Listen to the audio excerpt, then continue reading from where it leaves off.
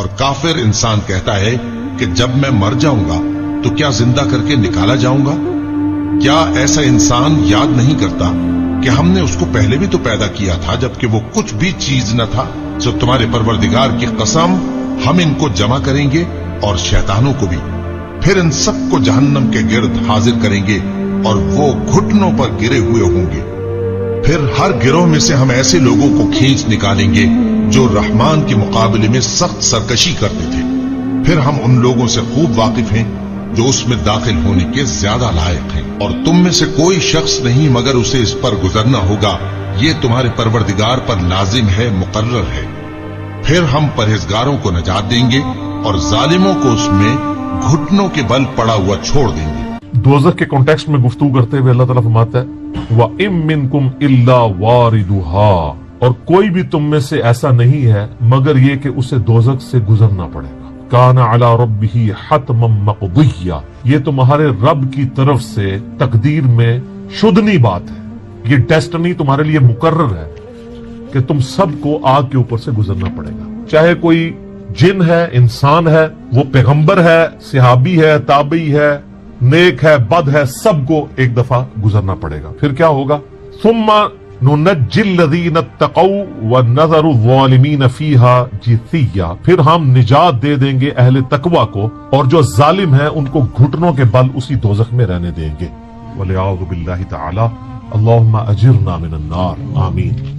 بخاری مسلم میں کئی ایک احادیث ہیں پولیس رات کے حوالے سے۔ ایک وہ حدیث جو بخاری اور مسلم دونوں میں موجود ہے، اللہ کے محبوب صلی اللہ علیہ وآلہ وسلم فرماتے ہیں کہ قیامت والے دن اللہ تعالیٰ جہنم کے دونوں سروں پہ ایک پل رکھے گا، یعنی جہنم کو پار کرنے کے لیے ایک بہت بڑا پل رکھے گا۔ بخاری مسلم کے الفاظ ہیں سب سے پہلے میں اپنی امت کو لے کے اس کے اوپر سے گزروں گا، اور اس کے بعد باقی انبیاء بھی اپنی امت کے لوگوں کو اپنے ساتھ لے کر گزریں گے، اور ہر رسول کی زبان پہ سمیت میرے رب سلم رب سلم رب سلم ہوگا، اے اللہ سلامتی فرمانا، اے اللہ سلامتی فرمانا، اے سلامتی فرمانے والے رب سلامتی فرمانا۔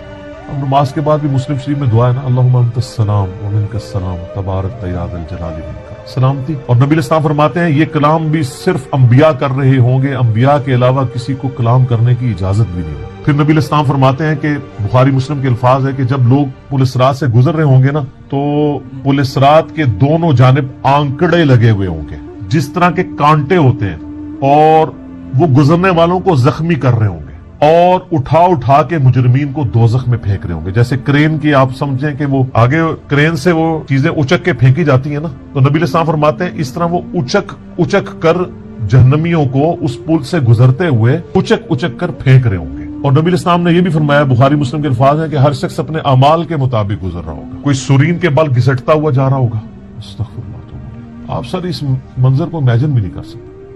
یہاں تو کہتے ہیں لوگ جو کچھ بھی ہے تیرے محبوب کی امت سے، تو وہ امت کون سی ہے جو گزر رہی ہوگی؟ وہ آپ ہی لوگ ہی ہیں، ہم لوگ ہی ہیں۔ اللہ تعالیٰ سلامتی کے ساتھ ہمیں گزار دیں، آمین۔ آپ نے اسلام فرمایا کہ بعض لوگ جو ہیں وہ یعنی تیز رفتاری سے گزر رہے ہوں گے، بعض گھسٹ کے اپنے اعمال کے مطابق گزر رہے ہوں گے، اور پھر لوگ کٹ کے دوزخ میں گر رہے ہوں گے، پھر وہ دوزخ میں رہیں گے یہاں تک کہ اللہ تعالیٰ ان کے لیے کوئی فیصلہ فرما دے۔ والعیاذ باللہ تعالی، اللہ تعالیٰ کی پناہ، اللہم اجرنا من النار، آمین ثم آمین۔ صحیح مسلم میں ایک حدیث ہے، ابو سعید خدری کہتے ہیں کہ ہمیں یہ بات بھی پہنچی ہے کہ وہ پل جو ہے وہ تلوار کی دھار سے زیادہ تیز اور بال سے زیادہ باریک ہوگا۔ یہ الفاظ بالکل صحیح ہے صحیح مسلم کے اندر۔ تو یہ اس کے اوپر سے گزرنا ایک معجزے والا معاملہ ہی ہوگا جس کو اللہ تعالیٰ نجات دے گا۔ نبی صلی اللہ علیہ وآلہ وسلم نے ارشاد فرمایا کہ یہ پل صراط جہنم پہ رکھا ہوا ایک پل ہے جس پر سے لوگوں کو گزرنا پڑے گا اور ہر شخص اپنے اعمال کے مطابق گزرے گا۔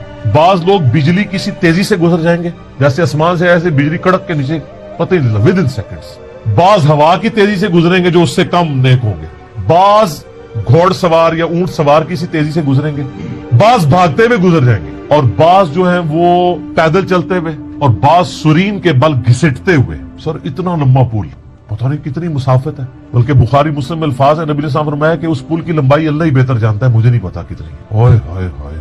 اور بعض ایسے ہوں گے جو کٹ کے پھر دوزخ میں گر رہے ہوں گے، اور ان کا معاملہ پھر بعد میں اللہ تعالیٰ طے کرے گا کہ ان کے ساتھ کیا ہوگا۔ استغفر اللہ۔ جامع ترمذی میں ایک حدیث ہے، حضرت انس بن مالک جو حضور کو 10 سال تک وضو کرواتے رہے، بخاری مسلم میں ہے۔ ترمذی میں الفاظ ہیں، وہ کہتے ہیں یا رسول اللہ قیامت الدین آپ میری شفاعت کریں گے؟ فرمایا میں کروں گا۔ تو یا رسول اللہ مجھے اپنا پتہ بتا دیں، میں آپ کو کہاں تلاش کروں؟ آپ نے فرمایا تم پورے صراط پہ آ جانا۔ اوئے ہائے ہائے، تم مجھے پلسرات پہ دیکھ لینا، میرے امتی گزر رہے ہوں گے، میں ان کے لیے سلامتی کی دعا کر رہا ہوں۔ کہا یا رسول اللہ اگر پلسرات پہ نہ پاؤں تو آپ نے فرمایا کہ پھر تم میزان عمل پہ آ جانا جہاں لوگوں کے نامہ اعمال تولے جا رہے ہیں۔ نبی علیہ السلام کا نامہ اعمال نہیں تول رہا ہوگا، آپ کو تولا نے امن دے دیا نا، انا فتحنا لک فتحا مبینا، اور بخاری مسلم میں حدیث ہے، حدیث شفاعت کے سارے نبیوں سے لوگ ہوتے ہوتے حضرت عیسیٰ کے پاس جب اینڈ پہ آئیں گے نا تو وہ کہیں گے بس ایک ہی شخص ہے جس کو امن ملا ہوا ہے، تو محمد رسول اللہ کے پاس جاؤ، وہ شفاعت کریں گے۔ تو آپ علیہ السلام اپنی امت کی خاطر ہی یعنی میزان عمل پہ تکلیف کاٹ رہے ہوں گے۔ کہا یا رسول اللہ میزان عمل پہ بھی نہ پاؤں تو کہاں جاؤں؟ فرمایا پھر تم حوض کوثر پہ آ جاؤ، میں وہاں پہ اپنے امتیوں کو مشروب پلا رہا ہوں۔ بخاری مسلم میں درجنوں احادیث ہیں، آسمان کے ستاروں کے برابر اس کے برتن ہیں، اور جو ایک بار پیے گا وہ کبھی پیاسا نہیں ہوگا۔ جنت میں لوگ مشروب لذت کے لیے پیئیں گے، پیاس کی وجہ سے نہیں پیئیں گے۔ انہوں نے کہا یا رسول اللہ اگر آپ مجھے پلسرات پہ بھی نہ ملے، میزان عمل پہ بھی نہ ملے، اور آپ صلی اللہ علیہ وآلہ وسلم حوض کوثر پہ بھی مجھے نہ ملے تو پھر میں آپ کو کہاں تلاش کروں؟ آپ فرمایا تم مجھے تلاش کرنا، میں ان تین میں سے کسی ایک جگہ پہ ہوں۔ تو بخاری مسلم میں پھر یہ بھی آتا ہے کہ میرے حوض کوثر پہ کچھ لوگ لائے جائیں گے، میں کہوں گا اصحابی اصحابی، میرے ساتھی ہیں۔ مجھے بتایا جائے گا کہ آپ کے بعد یہ دین سے الٹے قدم پھر گئے تھے، انہوں نے دین میں بدعتیں جاری کر دی تھی۔ آپ فرماتے ہیں میں کہوں گا سحقا سحقا لمن غیر بعدی، کو دور کر دو مجھ سے، میرا ان سے کوئی تعلق۔ بخاری مسلم میں الفاظ ہیں، عبداللہ ابن ابی ملیکہ جب یہ حدیث بیان کرتے تھے تو کہتے تھے اے اللہ ہم تیری پناہ میں آتے ہیں اس چیز سے کہ تیرے نبی کے وفات کے بعد ان کے دین سے الٹے قدم پھر جائیں۔ یہ وہی لوگ ہیں جو حضور کی وفات کے بعد مرتد ہو گئے تھے، مسلمہ کذاب کے ساتھ مل گئے، منکرین زکوٰۃ میں شامل ہو گئے، سیدنا ابوبکر کے خلاف کھڑے ہو گئے۔ اور یہ صرف قانوناً صحابہ کے بارے میں صرف یہ حدیث نہیں ہے، عام امتیوں کے بارے میں الگ سے حدیثیں ہیں بخاری مسلم میں۔ یہ نہ سمجھیں کہ پچھلے لوگوں کے لیے، قیامت تک کے لیے جن لوگوں نے دین میں بدعتیں جاری کی ان کے لیے حدیثیں ہیں، اس میں امتی کے الفاظ بھی ہیں، وہ بھی بخاری مسلم میں۔ اور امت کیا کر رہی ہے؟ صحیح مسلم میں حدیث ہے، نبی علیہ السلام ایک دن اتنا روئے اور ساتھ ساتھ آیتیں پڑھ رہے ہیں قرآن کی۔ پہلے آپ نے سورہ ابراہیم کی وہ آیت پڑھی جس کا ترجمہ یوں ہے کہ ابراہیم علیہ السلام کہتے ہیں اے اللہ شیطان نے کتنے لوگوں کو بہکا دیا۔